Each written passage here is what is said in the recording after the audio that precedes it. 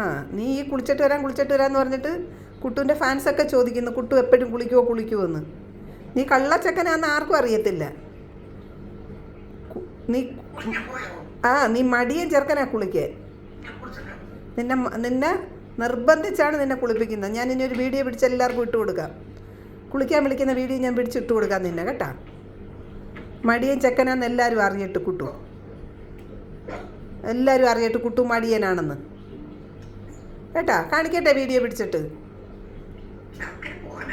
ചക്കര മോനാന്നോ? അമ്മയുടെ മോന വീഡിയോ കാണിക്കണ്ടേ അന്നേരം? അമ്മയുടെ മോന അമ്മയുടെ പൊന്ന.